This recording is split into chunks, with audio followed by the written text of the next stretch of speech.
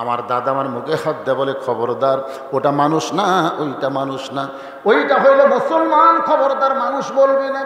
মেয়েটা বলে হোসাইন, খ্রিস্টান জগতের মানুষেরা মুসলমানকে কোনোদিন মানুষ মনে করে না, এই জন্য আমার দাদা বলতেছে ওটা মুসলমান, ওইটা মানুষ না, ওইটা জঙ্গি, ওইটা জিএমবি।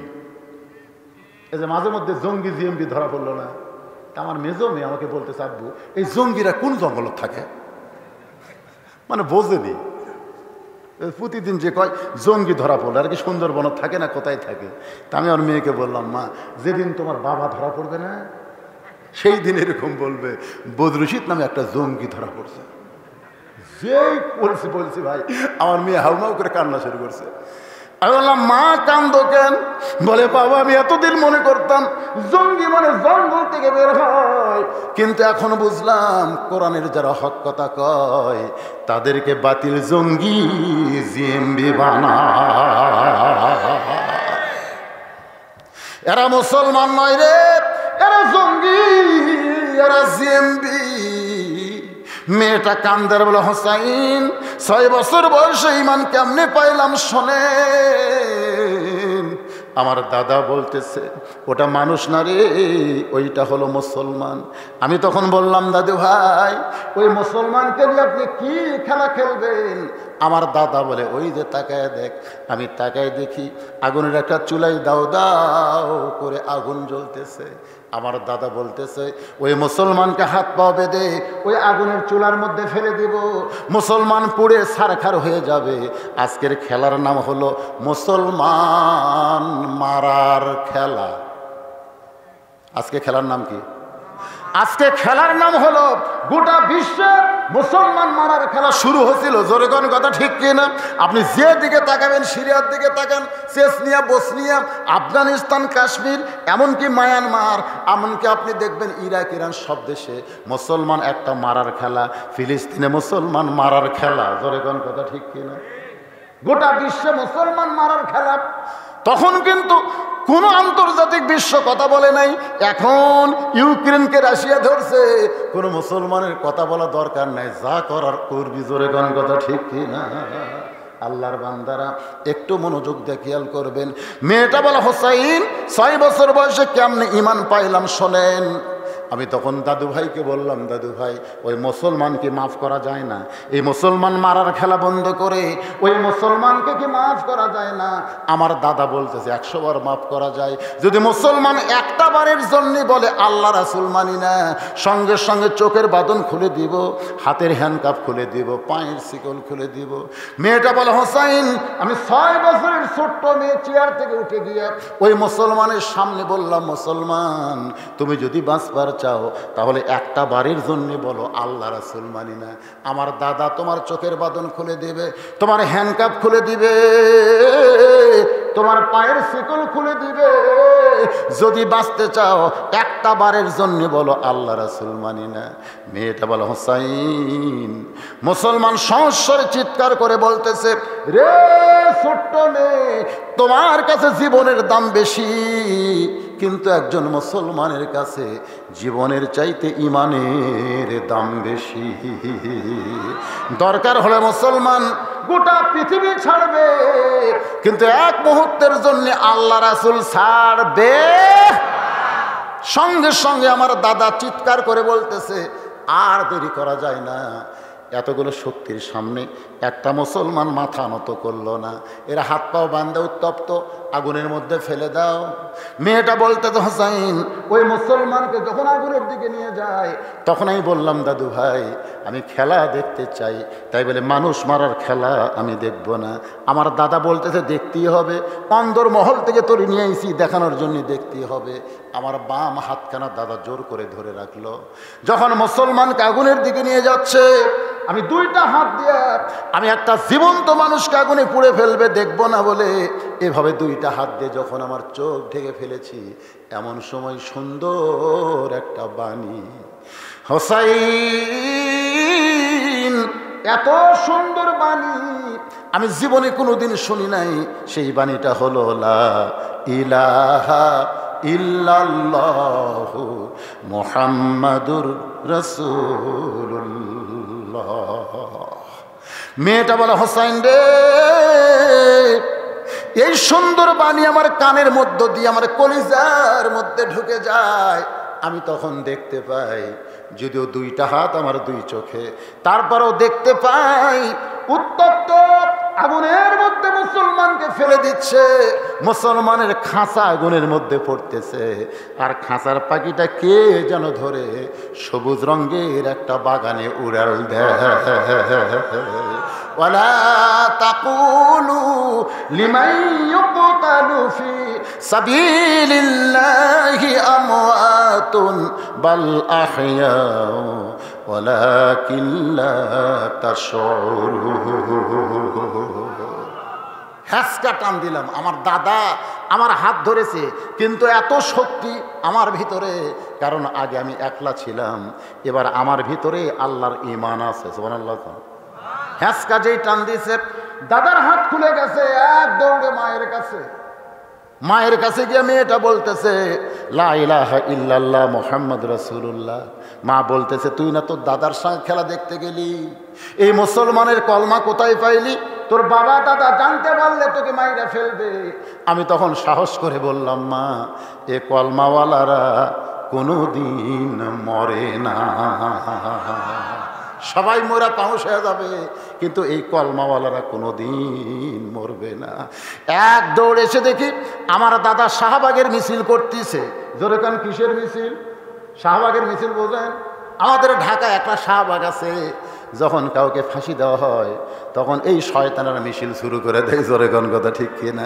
আমার দাদা সৈন্যদের মিছিল করতেছে, মুসলমান পুড়ে ছাই হয়ে গেল, মুসলমান পুড়ে ছাই হয়ে গেল।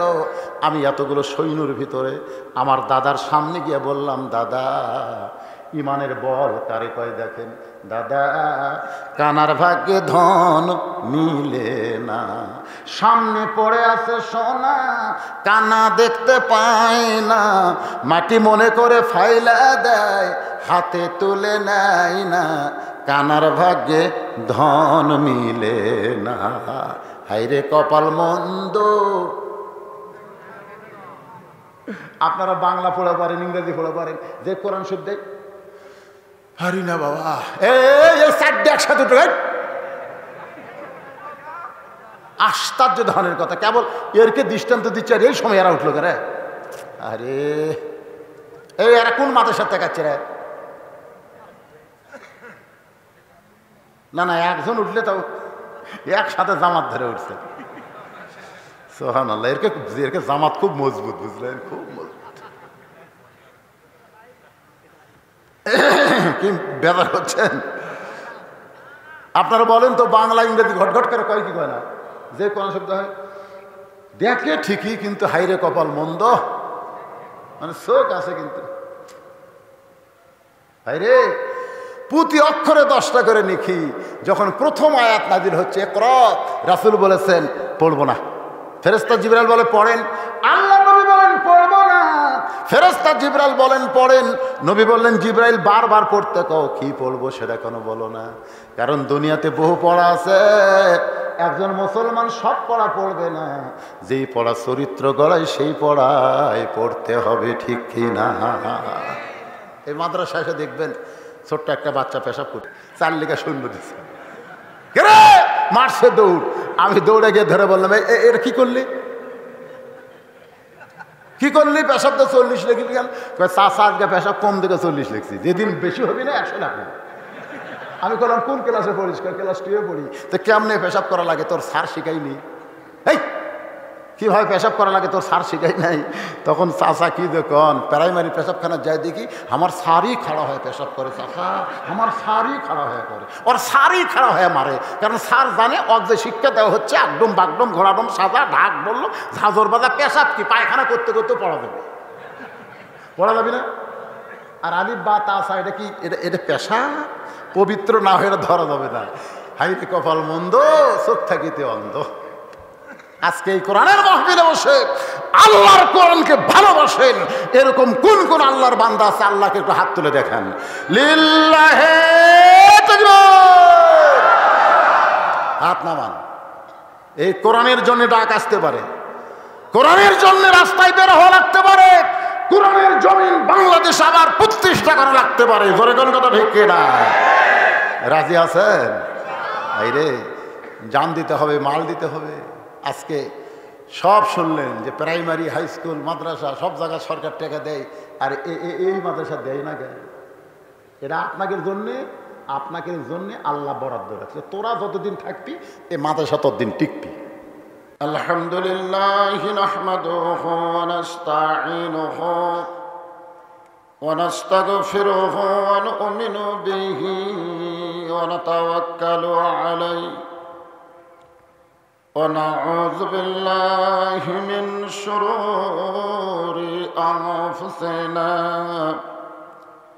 ওয়া মিন সাইয়্যাতি আমালিনা من يهدي الله فلا مضل له ومن يضلله فلا هادي له সকলে জবান খুলে বলেন আশহাদু আল্লা ইলাহা ইল্লাল্লাহু وحده لا شريك له وأشهد أن محمدا عبده ورسوله الذي أرسل رسوله بالحق بشيرا ونذيرا وداعيا إلى الله بإذنه وسراجا منيرا فقد قال الله تعالى في كلامه المجيد والفرقان الحميد জবান খুলে সকলে পড়েন আউযু বিল্লাহি মিনাশ শাইতানির রাজীম বিসমিল্লাহির রহমানির রহিম আল্লাযী خلق الموت والحياة ليبلوكم أيكم أحسن عملا وهو العزيز الغفور إن الله وملائكته يصلون على النبي يا أيها الذين آمنوا صلوا عليه وسلموا تسليما اللهم صل على محمد وعلى آل محمد كما صليت على إبراهيم وعلى آل إبراهيم إنك حميد مجيد اللهم بارك على محمد وعلى آل محمد كما باركت على إبراهيم وعلى آل إبراهيم إنك حميد مجيد مشرق حب محمد সকলে বলি সাল্লাল্লাহু আলাইহি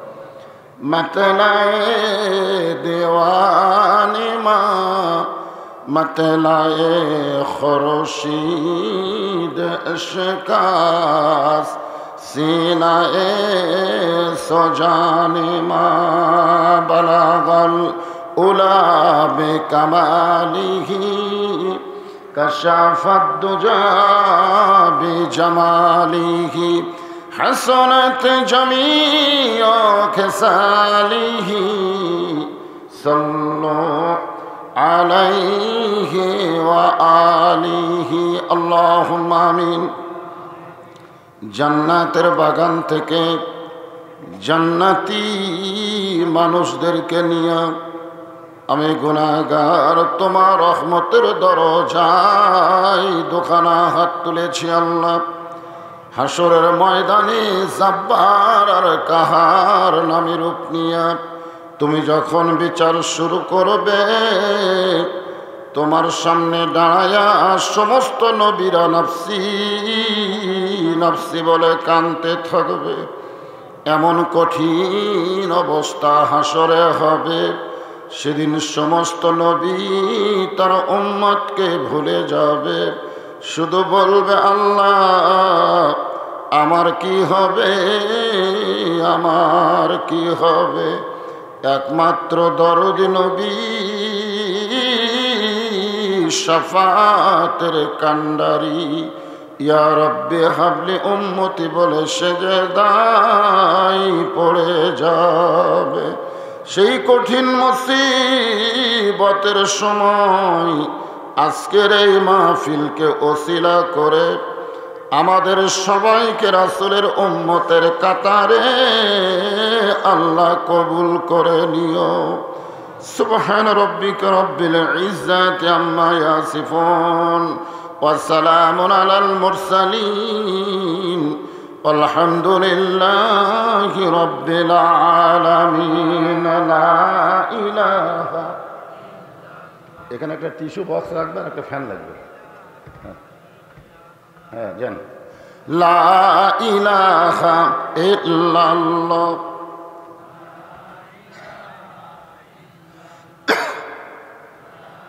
আর মাইকের সনে ভর ভর তুলে চলবে না, ক্লিয়ার করো। লা ইলাহা ইল্লাল্লাহ। আল্লাহর জিকির করতে কোনো শরম আছে? সকলে জবান খোলে লা ইলাহা ইল্লাল্লাহ। চাঁদ সূরজ আর গ্রহ তারা আল্লাহ নামের পাগল পারা। চাঁদ সূরজ আর গ্রহ তারা আল্লাহ নামের পাগল পারা। আমার আল্লাহ নামের এতই দয়া,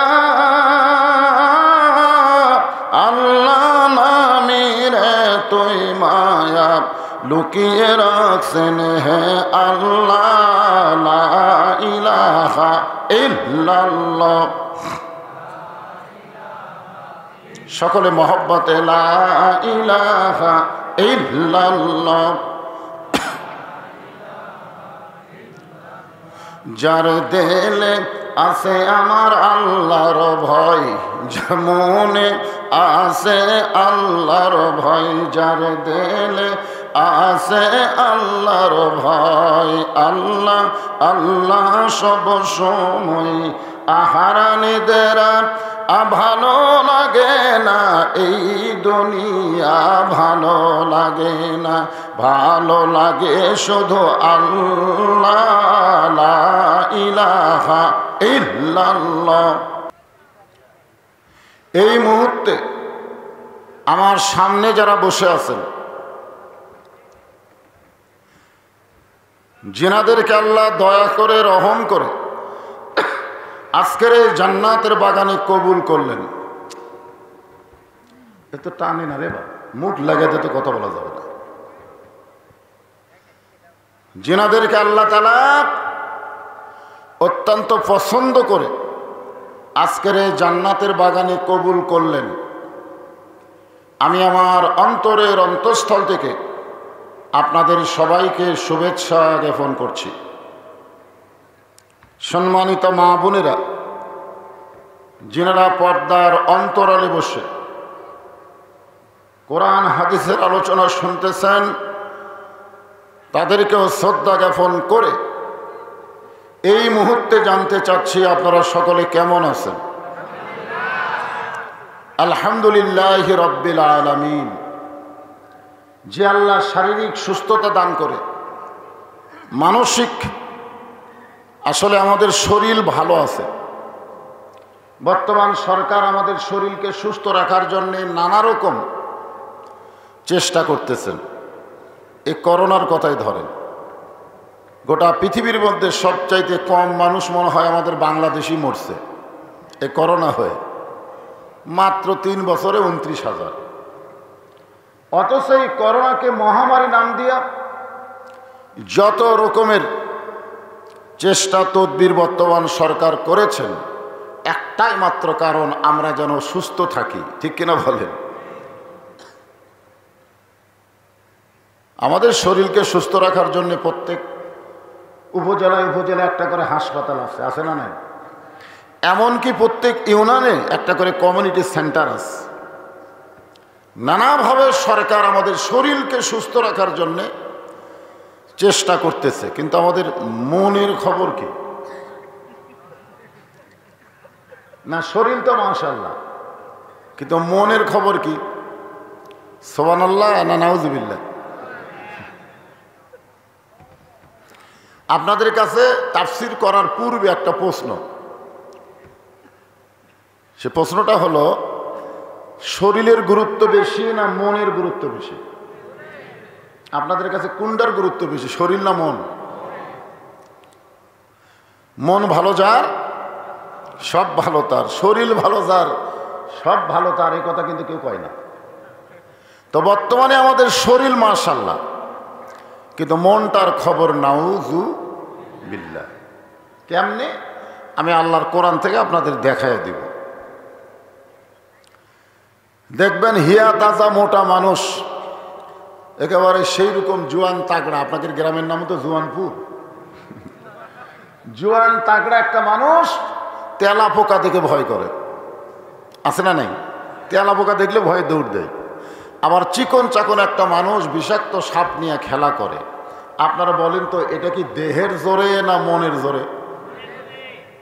সবাই বললেন না। এটা কি দেহ না মন? বর্তমানে আমাদের বাংলাদেশের মানুষের দেহের মোটামুটি জোর আছে, যে হারে কাজ কাম করে, কিন্তু মনের একেবারেই জোর নেই। আজকে শুধু শারীরিকভাবে সুস্থ থাকলে হবে না, মানসিকভাবে আমাদের সুস্থ থাকার দরকার আছে। দরকার আছে না নাই? যে আল্লাহ আমাদেরকে শারীরিক সুস্থতা দান করে মানসিক প্রশান্তি লাভ করার জন্য আজকের এই জান্নাতের বাগানে কবুল করলেন, আমরা খুশি না বেজার? আপনারা দাঁড়ায় থাকলেন কেন? হ্যাঁ, জায়গা আছে, বসেন বসেন, সবাই বসেন। জবান খুলে সকলে বলবো, রব্বানা লাকাল হামদ হামদান কাসীরান তাইয়িবান মুবারাকান ফীহি। আমরা প্রশংসা করলাম কার? এখন যদি আপনাদেরকে বলা হয় কেন করলেন, আল্লাহর প্রশংসা করার কারণ আছে না অকারণ? কি কারণ? আল্লাহর প্রশংসা করার যতগুলো কারণ আছে, তার মধ্যে 1 নম্বর কারণ হলো আল্লাহ তাআলা আমাদেরকে রুহের জগৎ, ধরে বলেন কিসের জগৎ? আসলে জগৎ তো বিশ্বাস করা লাগবে। আমরা বর্তমানে যে জগতে আছি, এই জগৎ কি শেষ জগৎ? এর আগেও একটা জগৎ ছিল, এর পরেও একটা জগৎ আছে, আছে না নাই? আগের জগতের কথা আমাদের খেয়াল নাই, কিন্তু বিশ্বাস করতে হবে। সে জগৎকে বলা হয় আলমে আরওয়াহ, রুহের জগৎ। জোরে বলেন কিসের জগৎ? যেমন আব্দুল আলিম একটা গান গাইছে, কোন বনেরই পাখি তুমি আইলারে কোন বনে, আবার কোন বনেতে যাইতে হবে পড়ছে নাকি মনে। অসংখ্য রুহুর ভিতরে আল্লাহ আমাদের রুহুগুলোকে পছন্দ করে এই দুনিয়াতে মুসলমানের ঘরে কবুল করেছে। রুহের জগতে যদি আমাদের রুহুগুলো আল্লাহ পছন্দ না করতেন, তাহলে মুসলমানের ঘরে আমাদেরকে পাঠাতেন না। কারণ দুনিয়াতে মানুষ পাঠানোর দায়িত্ব কার? আল্লাহ যদি আমাদের হিন্দুদের ঘরে পাঠাতেন মনে করেন, তাহলে আমরা কি আল্লাহ পাইতাম না ভগবান পাইতাম? ভগবান বোঝেন? ভগবানের ভাব বাদ দেন, গবানের কোনো অর্থ ডিকশনারিতে নাই। গবানের গ বাদ দেন, বান মানে বন্যা, দুনিয়ার কোনো মানুষ চায় না। বা যদি বাদ দেন ন মানে নাই। কিন্তু আমরা যাকে আল্লাহ বলে ডাক দেই, আল্লাহু লা ইলাহা ইল্লাহু আল হাইয়ুল কাইয়্যুম, মন যদি চায় আলিফ বাদ দেন, লিল্লাহি মা ফিস সামাওয়াতি ওয়াল আরদ। আবার মন যদি চায় লাম বাদ দেন, লাহুল মুলকু ওয়া লাহুল হামদ। আবার মন যদি চায় লাম বাদ দেন, হুয়াল্লাহুল্লাযী লা ইলাহা ইল্লাহু। আমার আল্লাহর কোনো কিছু বাদ দিলে আল্লাহ বাদ পড়ে না। মুসলমান যারে আল্লাহ কয় তিনি সদা বিরাজমান। জোরে বলেন ঠিক কিনা? আমরা সে আল্লাহ পাইছি। এ আল্লাহ পাওয়ার পিছনে আল্লাহর দয়া আছে না নাই? জোরে কোন আছে না নাই? যদি আল্লাহ আমাদের বৌদ্ধ ইহুদি খ্রিস্টানদের ঘরে পাঠাতো মনে করে, তাহলে আমাদের অবস্থাটা আজকে কি হতো? কারণ অন্য ধর্মে জন্ম নিয়ে মুসলমান হওয়া খুব কঠিন। যার প্রমাণ হলো নবীর চাচা আবু তালেব। নবীর আপন চাচা নাম কি? যিনি দীর্ঘদিন রাসূলকে লালন পালন করেছেন। মৃত্যুর বিছানায় যখন পড়ে গেছে, আল্লাহর নবী বলতেছে, চাচা আমি তো বাপকে দেখি নাই, আপনার ভিতরেই বাপের দয়া পাইছি। শিশুকালে মইরা গেছে মা, গর্ভে থাকতে মরছে পিতা। শিশুকালে মইরা গেছে মা, গর্ভে থাকতে মরছে পিতা, চোখে দেখলাম না। যে করিল লালন পালন সেই চাচা মৃত্যুর বিছানায়। ওগো চাচা, শুধু একটা বার বলেন লা ইলাহা ইল্লাল্লাহু মুহাম্মাদুর, আমি আপনার হাত ধরে জান্নাতে পৌঁছাই দেব। চাচা মরার আগে কি বললেন?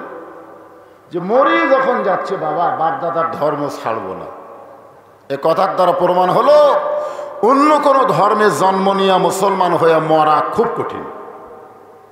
আল্লাহ আমাদের এই কঠিন রাখে নাই, সরাসরি আমাদেরকে মুসলমানের ঘরে কবুল করেছেন। এজন্য খুশি না বেজার? জবান খুলে সবাই বলবো আলহামদুলিল্লাহ। আছেন আমার মুক্তার, আছেন আমার বারিস্টার, শেষ বিচারের হাইকোর্টেতে তিনি আমায় করবেন পার। আমি পাপী, তিনি জামিনদার। শেষ বিচার বোঝেন আপনারা? শেষ বিচারের হাইকোর্টেতে তিনি আমায় করবেন পার। শেষ বিচার বলতে কোন বিচার? কথা কন।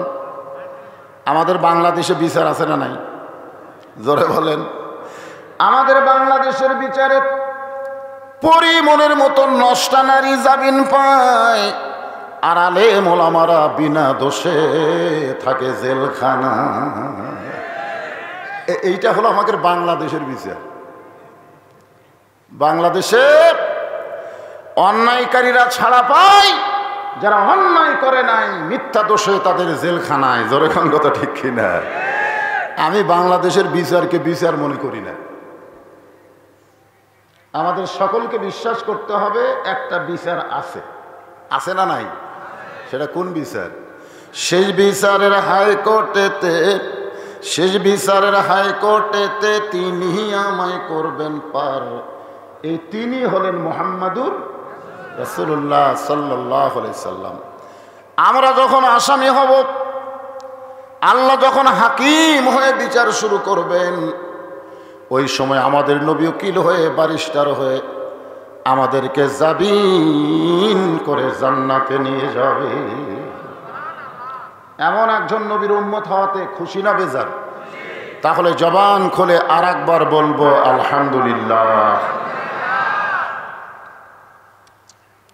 আল্লাহর প্রশংসা করার আর একটা কারণ হলো এই যে পবিত্র কোরআন, যে কোরআনের ভিতরে কোনো সন্দেহ সবাই বলেননি। অনেক মানুষ এখানে আছেন যারা আজ পর্যন্ত এই কোরআন শরীফটা হাত দিয়েই স্পর্শ করেনি। এমন মানুষ আছে না? নাই? এই মাহফিলে এমন অনেক মানুষ আছে যে আজ পর্যন্ত এই কোরআন শরীফ যেরকম হাত দিয়ে ধরবে সে যোগ্যতা আমার হয়নি। পড়া তো দূরের কথা, ধরারই যোগ্যতা নেই, কারণ ধরবার গেলেও ঠেলা আছে। লা ইয়ামুসুহু, আল্লাহ বলেছেন এটা স্পর্শ করবি না ইল্লা মুতাহহারুন, যতক্ষণ পর্যন্ত তুমি পবিত্র না হবা। তাহলে এইটা ধরবার গেলে কি হওয়া লাগবে? আমাদের বাংলাদেশের অধিকাংশ মুসলমান অপবিত্র। হয়তো বলবে খেয়াল নেই, আমরা কি গোসল করি না? গোসল করলে মানুষ পবিত্র হয় না রে পাগলারা। আল্লাহ কোরআনে বললেন অমিনান নাসি মান ইয়াকুলু আমান্না বিল্লাহি ওয়া বিল ইয়াউমিল আখিরি ওয়া মা হুম বিমুমিনিন। আল্লাহ বিশ্বাস করে, পরকালকে বিশ্বাস করে, এরপরও আল্লাহ বলেছেন তারা মুমিন না। তার মানে কি বোঝা গেল? গোসল করলেই মানুষ পবিত্র হয় না। তো আপনারা যারা আজ পর্যন্ত এই কোরআন শরীফ হাত দিয়ে স্পর্শ করেননি তারা কেমনে বুঝলেন এর মধ্যে সন্দেহ নাই? এই কোরআনে কোনো ধোঁকা। চলে যাবেন? আশা লাগবে। সভাপতি খালি নাম দিলে হবে না, তো থাকা লাগবে। থাকা লাগবে না? সভাপতি মানে কি? শেষ বক্তব্য উনি দিবেন। হচ্ছে না মাইক, আসলে হচ্ছে না। এভাবে মুখ লাগিয়া কথা বলা লাগে, তাই তাই সম্ভব? হ্যাঁ, কোনটা মাইক্রোফোন আছে দেখে দাও দেখি। না, এর মধ্যে মাইক্রোফোন কোনটা আমি তো বুঝতে পারছি, সব খালি একই।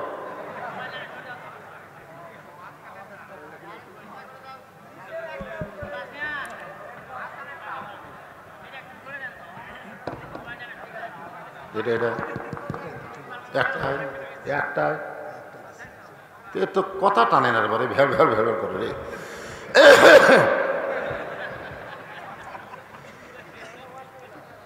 লা ইলাহা মহব্বতে লা ইলাহা ইল্লাল্লাহ, লা ইলাহা ইল্লাল্লাহ মুহাম্মাদুর রাসূলুল্লাহ সাল্লাল্লাহু আলাইহি ওয়াসাল্লাম। এই কোরআনে কোনো ধোঁকা ধোঁকা ধোঁকা আছে? সবাই বলতেছেন না। আমরা কোরআনের কথা যখন হক কথা বলি তখন অনেক নেতারা বলতেছে হুজুর জনগণক ধোঁকা দিচ্ছে। ধোঁকা দিচ্ছে?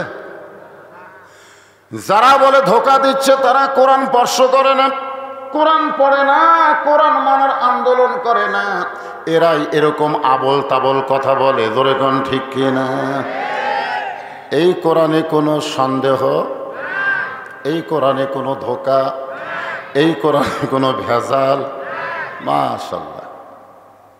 এই তিনবার যারা নাই নাই কইলেন, ফেরেশতা বলল আল্লাহ কোরআনে সন্দেহ নাই, ধোঁকা নাই, ভেজাল নাই। এ যারা নাই নাই কইল এরকে খবর কি? আল্লাহ বলতেছেন এদের খবর হলো এদের জীবন থেকে আমি আল্লাহ তাআলা খুশি হয়ে জাহান্নামকেও নাই করে দিলাম। আমি সেই কোরআন থেকে আপনাদের আলোচনা করে শোনাবো যদ্দূর পারি। তবে যে আয়াতে কারিমা একটু তেলাওয়াত করেছি খুতবার মধ্যে, সেটা দিয়ে আগে শুরু করি। আল্লাযী খালাকাল মাউতা ওয়াল হায়াতা লিয়াবলুয়াকুম আইয়ুকুম আহসানু আমালান ওয়াহুয়াল আজিজুল গফুর। আল্লাহ জি মানে যিনি, যিনি কে? আরো জোরে, জোরসে বলুন। খলাকাল মাউতা ওয়াল হায়াতা, মৃত্যু এবং হায়াতকে সৃষ্টি করেছেন। আসলে এখানে বলা লাগতো আমাদের ধারণা অনুযায়ী আল্লাযী খলাকাল হায়াতা ওয়াল মাউতা, যিনি জীবন এবং মৃত্যু সৃষ্টি করেছেন। কিন্তু আল্লাহ কি বললেন? খলাকাল মাউতা ওয়াল হায়াতা, মৃত্যু এবং হায়াতকে সৃষ্টি করেছেন। আমরা আগে জন্মি না আগে মরি? কথা কয় না, আগে জন্ম তারপরে মরণ। তাহলে আল্লাহ কি এখানে ভুল কইলেন? ধোকা? সন্দেহ লাগতেছে? খুব খেয়াল করবেন। এখানে আল্লাহ মৃত্যুর কথা আগে বলার কারণ হলো তোমরা কতদিন জীবিত থাকবা তার কোনো গ্যারান্টি, কিন্তু মৃত্যু যে তোমাদের হবে এ ব্যাপারে কোনো সন্দেহ। কোন সময়? আজকে আমাদের বাংলাদেশে যারা দুর্নীতিতে চ্যাম্পিয়ন, দ্রব্যমূল্যর দাম বাড়াতে যারা চ্যাম্পিয়ন, প্রতিনিয়ত জিনিসপত্রের দাম বাড়তিছে। আমি এক কষায় কইলাম, কে ভাই গরুর দাম কি এতই বেশি যে 500 টাকার থেকে 600 গেল, 650 পর্যন্ত? তো কষায় খালি মুসকে মুসকে হাসে। আমি বললাম হাসো কেন? বলে 100 মিনিট তেল বাড়িয়েছে, তো আমাকে একটা বাড়ি দিন। দেখছেন, এখন যা কিনবার যাবে সবগুলোর দাম, ওই যে বাড়ার যে একটা বাড়া খালি বাড়তি শুরু হয়ে গেছে। আপনার বলেন তো, এই বাড়তি বন্ধ করবার গেলে ওয়াজ দিয়ে বন্ধ হবে না, এটা বন্ধ করবার গেলে সাইজ করা লাগবে। দরকার কথা ঠিক কিনা? সেটা কি সাইজ?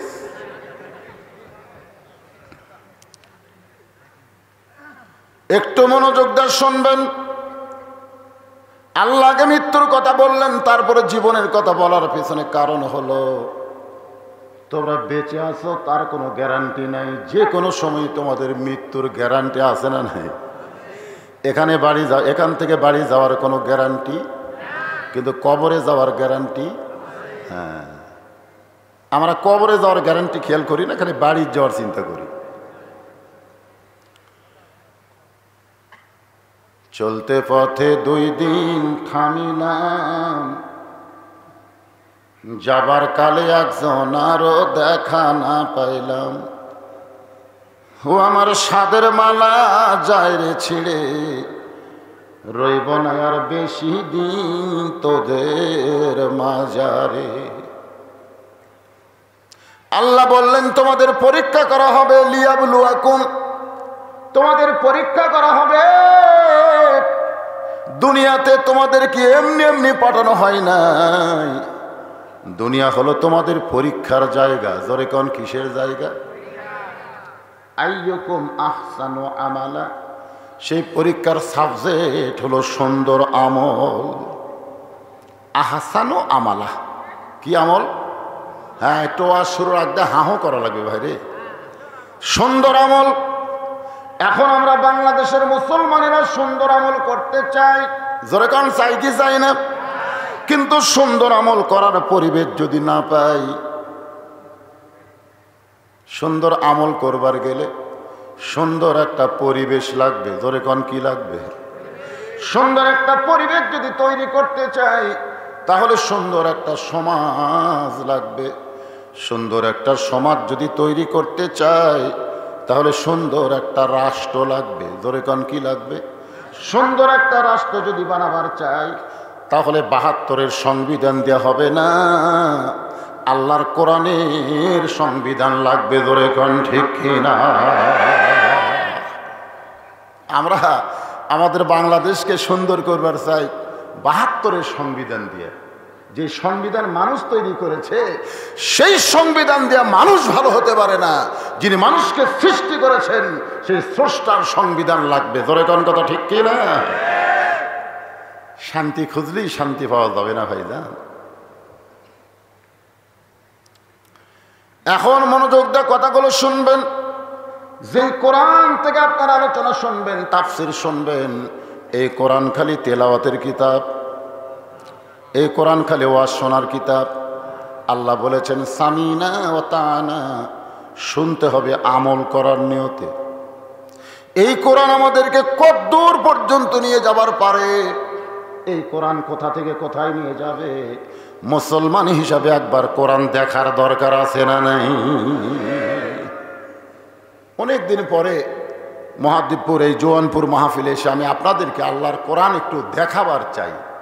আইয়ুকুম আহসানু আমালা, এই সুন্দর আমল কেমনে করা যায়।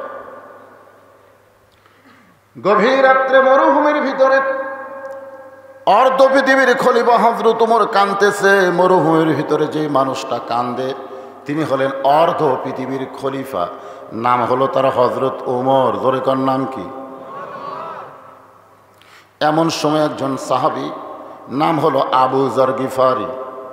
আবু যর গিফারি হযরত ওমরের পিছনে গিয়ে বলতেছে, আমির আল মুমিনিন, এই গভীর রাত্রে সবাই ঘুম পাড়তেছে, অথচ আপনি ঘুম বাদ দিয়ে কেন দাঁড়ায় কাঁদতেছেন? ওমর ফারুক বলে, আবু যর, এই মরুভূমির ভিতরে দাঁড়ায় আমার অতীতের কথা বারবার মনে হচ্ছে, আর ভবিষ্যতের কথা বারবার চিন্তায় আসতেছে। এই মরুভূমির ভিতরে দাঁড়ায় আমার কোন কথা মনে হচ্ছে? অতীতের কথা আর ভবিষ্যতের চিন্তা। আজকে আমাদের বাংলাদেশে যারা ক্ষমতার চেয়ারে বসে আছে, ওমর ফারুকও কিন্তু অর্ধ পৃথিবীর খলিফা, ঠিক কিনা বলেন? আমাদের বাংলাদেশের যিনি প্রধানমন্ত্রী, যিনি ক্ষমতার চেয়ারে বসে আছে, তিনারও তো গভীর রাত্রে চিন্তা করা দরকার, আমার অতীতের খবর কি, আমার ভবিষ্যতের পরিণতি কি। জোরে কোন কথা ঠিক কি না? খালি এই দুইটা খেয়াল যদি আপনারা করতে পারেন, তাহলে আপনাদের দ্বারা আমাদের দ্বারা সুন্দর আমল করা সম্ভব। যদি এখন মনে করেন কি হনুরে, 6 তলা বিল্ডিং এর উপরে যায় 1.5 লাখ টাকার খাট, 12,000 টাকার কম্বল, রাত 9টার সময় ওড়ে তামানে দিয়া বলতে যে কি হনুরে, আমার বাড়ি আমার ঘর আমার নামাইকে। মানে বর্তমানে বিশাল কিছু হয়ে গেছে, আমার বাড়ি আমার ঘর আমার নামাইকে, এই বলে কয় কি হনুরে। কম বলতেছে মুখের উপরে। কয়টার সময়? রাত 9টার সময়। তবে ঘুমানোর আগে একটা কথা মারাত্মক বলেছে যে আমাক নামাইকে। রাত 3টার সময় আল্লাহ একটা ভূমিকম্প দিয়েছে। জোরে কোন কি কম্প? এত ফোর্সে নামছে, কম্বলের মধ্যে লুঙ্গি খোলা আছে, ওই লুঙ্গিটাও পর্যন্ত পরার টাইম পাই নাই। তাহলে তোমার বর্তমান হলো 6 তলা বিল্ডিং এর উপরে 1.5 লাখ টাকার খাট আর 12,000 টাকার কম্বল, আর তোমার ভবিষ্যৎ হলো ন্যাংটা হইয়া নামা। কথা কন না কি হনুরে।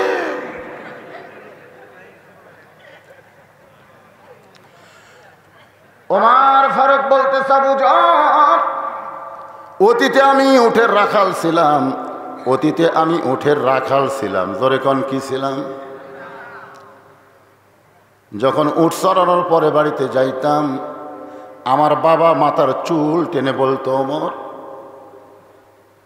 তোমার মাথার চুলের মধ্য থেকে উটের পেশাবের গন্ধ আসতেছে, তোমার দেহ থেকে উটের পায়খানার গন্ধ আসতেছে। ওমর ফারুক বলে, বাবা, উট চড়াইতে চড়াইতে আমার চোখে ঘুম ধরতেছিল, আমি ঘুমিয়ে গেছিলাম বাবা। আমি যখন ঘুমিয়ে গেছি তখন উট পেশাব পায়খানা করেছে, তার ছিটা ফোঁটা আমার শরীরের মধ্যে ঢুকেছে। উমরের বাবা তিরস্কার করে বলে, তুই গাধা, তুই গাধা, তুই গাধা, তুই গাধা। যে ওমরকে তার বাবা গাধা গাধা বলে তিরস্কার করেছে, আজকে সেই ওমরকে আল্লাহ অর্ধ পৃথিবীর খলিফা বানাইছে। এটা ওমরের যোগ্যতায় নয়, এটা কেবল মাত্র আল্লাহর কোরআনের ওসিলায়। লিল্লাহে তাকবীর। এজন্যই কোরআনের শুরুতে আল্লাহ বলেছে সূরা বাকারা। কোরআনের শুরুতে যে সূরা নাম কি? বাকারা। আর কোরআনের শেষে যে সূরা নাস। তার মানে কি? এই কোরআনের পাশে যদি কোনো গরু আসে, সেই গরুকে আল্লাহ কোরআনের দ্বারা মানুষ বানিয়ে দিবে। জোরে কোন সুবহানাল্লাহ। যে ওমরকে তার বাবা গাধা গাধা বলে তিরস্কার করেছে, এই কোরআনের ওসিলায় সেই ওমরকে আল্লাহ অর্ধ পৃথিবীর খলিফা বানাইছে। আবু যর গিফারি বলতেছে, আমির আল মুমিনিন, অতীতে আপনি হয়তো একটা গাধা ছিলেন, কিন্তু বর্তমানে অর্ধ পৃথিবীর খলিফা হয়েছেন, কিন্তু আপনার ভবিষ্যৎ ভালো। আপনার ভবিষ্যৎ কি? তাহলে আল্লাহর কোরআনের পরশে যদি আমরা চলি, আমাদের ভবিষ্যৎ কি? আরো জোরে। হযরত ওমর আল্লাহর কোরআনকে নিজের চোখে দেখার জন্যে, কোরআন পড়ে তেমন তৃপ্তি পাওয়া যাবে না, কোরআনের ওয়াজ শুনলেও কিন্তু তৃপ্তি পাওয়া যাবে না যতক্ষণ পর্যন্ত আল্লাহর কোরআন গ্রহণ না করব। জোরে কোন ঠিক কি না? আল্লাহর কোরআন দেখতে কেমন? জোরে কোন। এই যে 5 জনের মাথায় পাগড়ি দেওয়া হলো, কেমন লাগলো? চাষতলে বসে গল্প করতেছে, আমার বাড়ি হলো কোন গ্রামে চিনিস? এমপির গ্রামে। আর একজন বলতেছে, এমপি নিয়ে মাসন মারিস না, ভোটে যদি ফেল করে আর দাম থাকবি না। আমার বাড়ি হলো এসপির গ্রামে, এসপি। আর একজন বলে আমার বাড়ি হলো মন্ত্রীর গ্রামে। এক একজনের নাম বলতেছে, কিন্তু ওর গ্রামে 10টা হাফেজ আছে, একটা বারও বলে না আমার বাড়ি হলো হাফেজের গ্রামে। কারণ বাংলার মুসলমান এমপি চিনছে, মন্ত্রী চিনেছে, এসপি চিনেছে, এখন পর্যন্ত আল্লাহর কোরআনকে চিনে নাই। কোনো গ্রাম দিয়ে যদি এসপি হেঁটে যায়, ওই গ্রামের তেমন কিছুই হবে না। ওই গ্রাম দিয়ে যদি এমপি হেঁটে যায়, মন্ত্রী হেঁটে যায়, গ্রামের কিছুই হবে না। কিন্তু কোরআনের হাফেজ যদি হেঁটে যায়, আর জুতার পরশে আল্লাহ কবরে আযাব কিছুদিনের জন্য মাফ করে দেয়। আমাদের বাংলাদেশে আমরা আলেম হাফেজকে গুরুত্বই দেই না। কেন দেই না? কারণ এই কোরআনকে এখন পর্যন্ত আমরা চিনতে পারলাম না। হযরত ওমর ছদ্মবেশে আল্লাহর কোরআনকে দেখার জন্য, কোরআন কত সুন্দর, কোরআনের কত ক্ষমতা, এইটা দেখার জন্য মদিনার অলি গলি ঘুরতেছেন। হঠাৎ হযরত ওমর দেখতে পায় 2 পাহাড়ের মাঝখানে একটা গিরিপথ। জোরে বলেন কি পথ? গিরিপথ বোঝেন? 2 দিকে পাহাড়, মাঝখানে একটা সরু রাস্তা। এই সরু রাস্তা গিরিপথের ভিতর দিয়ে একটা মেয়ে খুব ধীর গতিতে হেঁটে হেঁটে আসতেছে।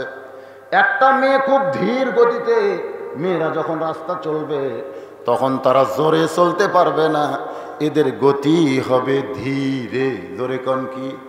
আপনারা বলেন তো, পুরুষদেরকে আল্লাহ যেরকম অঙ্গ প্রত্যঙ্গ দিছে, মেয়েদের কিন্তু কিছুটা আলাদা আছে না নাই? জোরে কোন আছে না নাই? অনেক লোক বলে, হুজুর নারী পুরুষের নামাজ কি একরকম নাকি? নারী এবং পুরুষ এক রকমের নামাজ পড়বে। কারণ সল্লু রাআইতুমুনি কামা উসাল্লি, আমি নবী যেইভাবে নামাজ পড়েছি তোমরা সেইভাবে নামাজ পড়ো। এই হাদিসটা কি শুধু পুরুষের জন্য না নারীদের জন্যে? আমাদের আহলে হাদিস ভাই যারা আছে তারা বলে নারী পুরুষ একই রকমের নামাজ পড়বে। আপনারা বলেন তো, পুরুষের যেই রকম অঙ্গ প্রত্যঙ্গ, নারীদের কি সেই রকম অঙ্গ প্রত্যঙ্গ নাকি? কিছুটা বৈষম্য আছে না নাই? যেরকম আছে না নাই? পুরুষরা যখন হাঁটবে তখন তাদের 2টা হাত ঝুলানো থাকবে, মার্চ করতে করতে হাত মারবে আর হাঁটবে। কিন্তু নারীরা যখন হাঁটবে তখন তাদের হাত ঝুলানো চলবে না, কারণ তাদের দেহের মধ্যে এমন কিছু আছে যে জিনিসটা পুরুষকে আকর্ষিত করে। জোরে কোন কথা ঠিক কি না? হযরত ওমর তাকায় দেখে 2 পাহাড়ের মাঝখান দিয়ে একটা সুন্দরী মেয়ে ধীর গতিতে হেঁটে হেঁটে আসতেছে। ওমর ফারুক আল্লাহর শুকর আদায় করলেন, আলহামদুলিল্লাহ, আলহামদুলিল্লাহ, আল্লাহ তোমার দুনিয়ায় এত সুন্দরী একজন মেয়ে। হয়তো আপনারা বলবেন, হুজুর সুন্দরী মেয়ে দেখলে আল্লাহর শুকর আদায় করতে তো হযরত ওমর, তাহলে সুন্দরী মেয়েকে দেখা যাবে? ওমর ফারুক মেয়েটার চেহারা দেখে সুন্দরী বলতেছেন না, মেয়েটার আপাদ মস্তক আল্লাহর আইন পর্দা দেখে তিনি মেয়েটাকে সুন্দরী বলতেছেন। কারণ মেয়েটা যদি দেখতে কালো হয়, মেয়েটা যদি দেখতে খাটো হয়, এরপরও আল্লাহর আইন পর্দা যদি মেনে চলে, আল্লাহর ইসলাম কেবলমাত্র তাদেরকেই সুন্দরী মেয়ে বলে। আপনারা বলেন তো সুন্দরী মেয়েকে? আপনারা বলতে পারবেন না, এই যে এই ফুচকারা বলতে পারবে। যদি বলা হয় সুন্দরী মেয়েকে, বলবে পরিমণি। লুঙ্গি ড্যান্স দেয় না, লুঙ্গি ড্যান্স। পর্দানিশী নারী যারা, আপনার বলবেন বিশ্ব সুন্দরী তারা, বলতে পারবেন না ভাইজান? হ্যাঁ, পর্দানিশী নারী যারা। আর যেই বলবো বেপর্দা নারী যারা, আপনার বলবেন বিশ্ব বেহায়া তারা, বলতে পারবেন? বেপর্দা নারী যারা। ওমর ফারুক মেয়েটার নিকটে গিয়া মেয়েটার দিকে তাকায়া, মেয়েটার দিকে এরকম তাকায়া, কি মনে হয়? কুল্লিল মুমিনিনা ইয়াগুদ্দু মিন আবসারিহিম, যারা প্রকৃত মুমিন হবে তারা কোনো মেয়ে মানুষের দিকে তাকাবে না, তাদের নজর থাকবে নিচের দিকে। সুবহানাল্লাহ কোন না কেন? আজকে বাংলাদেশে আল্লাহর কোরআনের আইন যদি সরকার চালু করে দেয়, একটা মেয়ে মানুষ ধর্ষিত হবে, কিন্তু সরকারে আইন দিয়ে নারী নিরাপত্তা দিবার চায়, আল্লাহর কোরআনের আইন চালু হয় না। যতই আইন করো, যতই আইন করো, নারী নিরাপত্তা দেওয়া যাবে না। নারী নিরাপত্তা দিবার গেলে আমার আল্লাহর কোরআনের আইন চালু করতে হবে। ওমর ফারুক বললেন, মা, এই নির্জন পথে তুমি একা একা চলতেছ, তোমার সামনেও কোনো মানুষ নাই, পিছনেও কোনো মানুষ নাই। ওমর ফারুক মেয়েটাকে লক্ষ্য করে বলতেছে, এই নির্জন পথে তুমি একা একা চলতেছ, তোমার সামনেও কোনো মানুষ নাই, পিছনেও কোনো মানুষ নাই, তোমার অন্তরে কি কোনো ভয় ডর হয় না? মেয়েটা বলে, পথিক, তুমি কি হযরত ওমরকে চেনো? সুবহানাল্লাহ কবেন না? মেয়েটা হযরত ওমরকে বলতেছে, পথিক, তুমি কি হযরত ওমরকে চেনো? যদি ওমরকে চিনতে তাহলে এরকম বেসাইজা কথা বলতা না। কারণ যেদিন থেকে হযরত ওমর আল্লাহর কোরআন দিয়া রাষ্ট্র চালায়, সেদিন থেকে পৃথিবীর এক প্রান্ত থেকে আর এক প্রান্তে একটা মেয়ে যাবে, ওই মেয়েটার কলিজায় কেবলমাত্র আল্লাহর ভয় ছাড়া অন্য কারো ভয় থাকবে না। সেদিন ষোড়শী, বলেন, সেদিন ষোড়শী নির্জন পথে যাবে, কোনো জন কটু কথা কবে না। পথে আর প্রান্তরে সম্পদের মোহে পড়ে খুন আর রাহাজানি হবে না। সবাই বলেন, যদি মেনে চলি কোরআন। সুন্দর আমল যদি করবার চাই, কোরআন ছাড়া করার বুদ্ধি আছে? তাহলে সকলে বলেন, যদি মেনে চলি কোরআন আর রাসূলের বিধান, সকলেই শান্তিতে থাকবে, বাংলার আকাশে কলেমার পতাকা যেদিন দুলবে। ওমর ফারুক বললেন, মা, তুমি যে ধীর গতিতে চলতেছ, আমার মনে হয় তোমার ভিতরে কোনো দুঃখ লুকে আছে। তুমি একজন দুঃখী নারীর মতন হাঁটতেছ, তুমি যে ধীরে ধীরে চলতেছ, আমার মনে হয় তোমার ভিতরে কোনো দুঃখ লুকে আছে। এই কথা হযরত ওমর মেয়েটাকে বলার সঙ্গে সঙ্গে মেয়েটা বলে, পথিক, আসলেই আমি একজন দুঃখী নারী।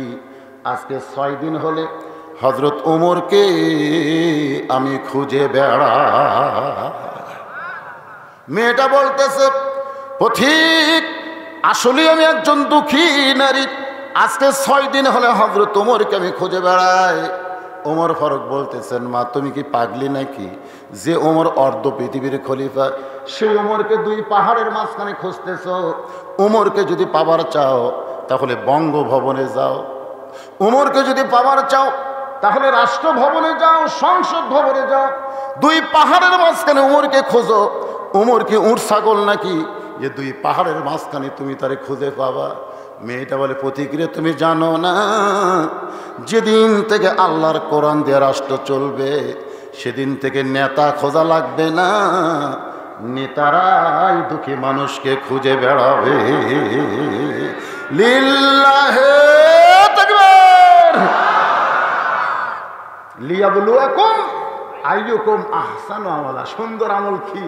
যেদিন থেকে আল্লাহর কোরআন দিয়ে রাষ্ট্র চলবে, সেদিন থেকে নেতা খোঁজা লাগবে না, নেতারাই দুঃখী মানুষকে খুঁজে বেড়াবে।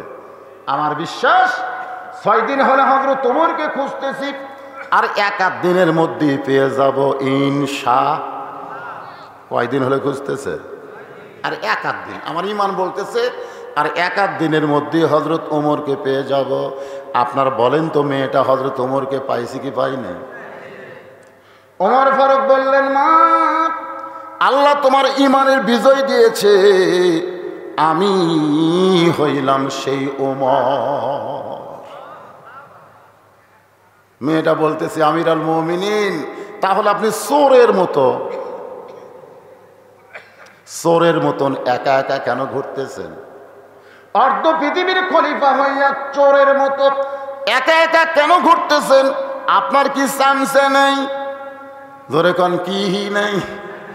আমাদের বাংলাদেশের যত বড় নেতা তার তত বেশি চামচা। জোরে কোন কথা ঠিক কি না? তাহলে আপনি অর্ধ পৃথিবীর খলিফা হয়েছেন, চোরের মতন একা একা ঘুরতেছেন, আপনার কি কোনো চামচা নাই? ওমর ফারুক চোখের পানি বের করে বলে, মা, চামচা পালার মতন সম্পদ আমার নাই। চামচা পালবে? জুমার দিনে মসজিদের মেম্বরে দাঁড়ায় যখন খুতবা দিচ্ছেন হযরত ওমর, মাঝখান থেকে এক সাহাবী দাঁড়িয়ে বলতেছে, আমিরুল মুমিনিন, আপনার খুতবা আমরা শুনবো না। ওমর ফারুক চমকে বললেন, ভাইজান, আমার কি অপরাধ আমার খুতবা শুনবা না? আমাদেরকে খাটো পাঞ্জাবি দিয়ে আপনি লম্বা জুব্বা পরে খুতবা দেবেন, যতক্ষণ লম্বা জুব্বার কাহিনী না বলবেন ততক্ষণ আপনার খুতবা আমরা শুনব। আমাদেরকে আপনি খাটো পাঞ্জাবি দিচ্ছেন আর আপনি লম্বা জুব্বা পরে খুতবা দিবেন। এই লম্বা জুব্বা কেমনে পাইলেন? আগে তার ব্যাখ্যা করেন, তারপরে খুতবা হবে। গরিবের বন্ধু বলে গরিবের থেকে ভোট নেন আর 4তলা 5তলা বিল্ডিং বানান, এই টাকা কোথায় পান? আগে বিল্ডিং এর হিসাব দেন, তারপরে নির্বাচন করেন। এখন কথা ঠিক কি? কোনদিন চাইছেন নাকি? সঙ্গে সঙ্গে হযরত ওমর খুতবা বন্ধ করে দিস, দুই চোখটা দরদর করে পানি পড়তেছে। এমন সময় আব্দুল্লাহ ইবনে ওমর বাবার পাশে দাঁড়ায় বলে, রে নবীর সাহাবীরা, তোমরা খাটো পাঞ্জাবি হইলেও তো নতুন পোশাক পরে আজকে জুমার নামাজ পড়তে এসেছ, আমার পরনে তাকায় দেখো, আমার পরনে নতুন কোনো কাপড় নাই। সমস্ত সাহাবের আব্দুল্লাহ সবাই নতুন কাপড় পরে নামাজ পড়তে এসেছে, তোমার পরনে নতুন কাপড় কেন নাই? আব্দুল্লাহ বলতেছে, আমার নতুন কাপড় আর বাবার নতুন কাপড়, দুই কাপড় একত্র করে বাবা জুব্বা বানায়া সেই জুব্বা পরে তোমাদের সামনে খুতবা দেয়।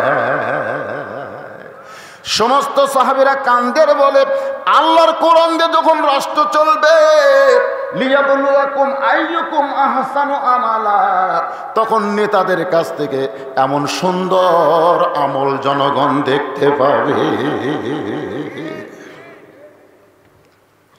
মেয়েটা বলতেছে, চোরের মতন। কার মতন? একা একা ঘুরতেছেন। আপনার কি র্যাব পুলিশ নেই? র্যাব পুলিশ আর র্যাব এগুলো কি নেতার পহরা দেওয়ার জন্যে না জনগণের কাজ করার জন্য? কথা কর না কেন? হায় হায়, আজকাল পুলিশের যা চাল চলন দেখে মনে হয় এরা নেতা পহরা দিবি। একটা নেতা যখন আসে চারিদিকে যেভাবে পুলিশ দেখা যায় মনে হয় একটা বড় চোরক ধরে আনতেছে। ধরে কোন কথা কর না কেন?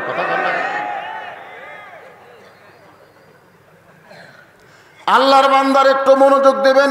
ওমর ফারুক সঙ্গে সঙ্গে মেয়েটার সামনে আল্লাহর কোরআন থেকে তেলাওয়াত করলেন, ইন্নামাল মুমিনুনা আল্লাযীনা ইযা যুকিরাল্লাহু ওয়াজিলাত কুলুবুহুম ওয়া ইযা তুলিয়াত আলাইহিম আয়াতুহু যাদাতুহুম ঈমানান ওয়া আলা, বলেন, ওয়া আলা রাব্বিহিম ইয়াতাওয়াক্কালুন। যখন কোরআন দিয়ে রাষ্ট্র চলবে তখন মানুষের ইমানের জজবা এত বেড়ে যাবে, র‍্যাব লাগবে না, পুলিশ লাগবে না, স্বয়ং আল্লাহ পাক তাকে হেফাজত করবে। ধরে কার সুবহানাল্লাহ। ওয়া আলা রাব্বিহিম ইয়াতাওয়াক্কালুন। ওমর ফারুক বললেন, মা, তুমি যে আজকে 6 দিন হলো আমাকে খুঁজতেছো, কি দুঃখ নিয়ে আমাকে খুঁজতেছো? এখন তোমার দুঃখের কথাটা একটু আমাকে শোনাও। মেয়েটা বলতেছে, আমির আল মুমিনিন, আমার জীবনের সবচাইতে বড় দুঃখ হলো আমি 6 বছর বয়সে ঈমান গ্রহণ করেছি। আমার জীবনের সবচাইতে বড় দুঃখ হলো আমি 6 বছর বয়সে ঈমান গ্রহণ করেছি। শুধুমাত্র ঈমান গ্রহণ করার অপরাধে আমি 12 বছর জেলখানায় বন্দি জীবন কাটাইছি। আপনারা বলেন তো মেয়েটার অপরাধ কি? শুধুমাত্র ঈমান গ্রহণ করা অপরাধ। আজকে আমাদের বাংলাদেশে যে আলেমেরা জেলের মধ্যে বন্দি আছে, আপনারা বলেন তো তাদের অপরাধ কি? আছে আছে, মারাত্মক মারাত্মক অপরাধ। জয়পুরহাট থেকে এক মুয়াজ্জিন আমারে কইছে, হুজুর কেমন আছেন? আমি কইলাম আলহামদুলিল্লাহ। আমি কইলাম মুয়াজ্জিন সাহেব আপনি কেমন আছেন? কয় নাউজুবিল্লাহ। আমি কইলাম নাউজুবিল্লাহ কেন? বলে হুজুর আজান হচ্ছে, আকামত হচ্ছে, কিন্তু ইমাম নাই। তো আজান আকামত হয়, ইমাম নাই কেন? বলে ইমাম কোন জায়গার যে পলাইছে হুজুর, পুলিশ ইমামকে খুঁজতেছে, যার কারণে ইমাম পলাইছে।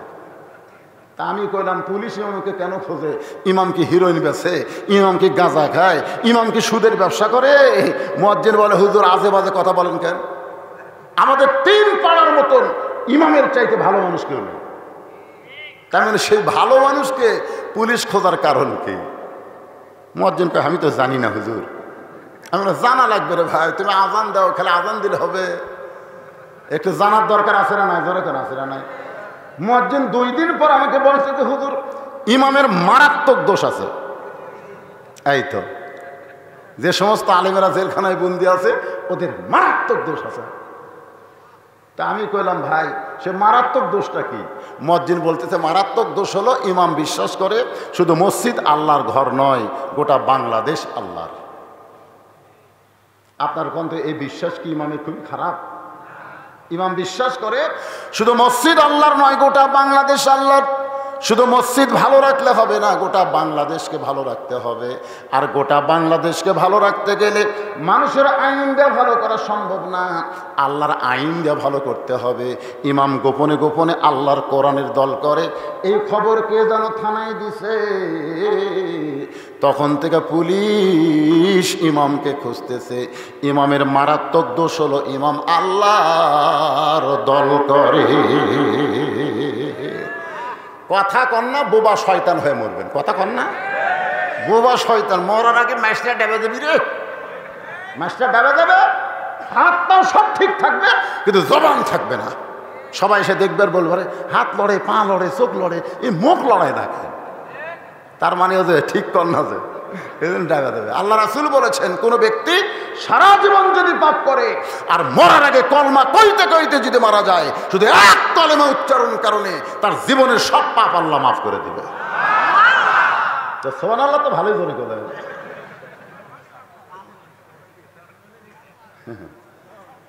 বাংলাদেশের মানুষ কথা কয় না দেখে 30 টাকার পেজ 300 টাকার গেছে, খালি কথা বন্ধর জন্য। এমন ভয় খাওয়া খাসে, কথা বললে পুলিশ ধরবি, পুলিশ ধরার ভয়ে তুমি কথা বন্ধ করো, 2-4 দিন পর তোমাকে আজরাইল ধরবি। ধরে কোন কথা ঠিক না, আজরাইল ধরবি। পুলিশ ধরলে তোর টেকাতে বার হওয়া যায়। আমার বহু ধরছে, আমি বাড়াছি, অসুবিধা নেই। কিন্তু আজরাইল ধরলে তো আপনাদের কাছে কোন ধরার চিন্তা বেশি, পুলিশ না আজরাইল? তো আজরাইল ধরার চিন্তা থাকলে হ্যাঁ করেন।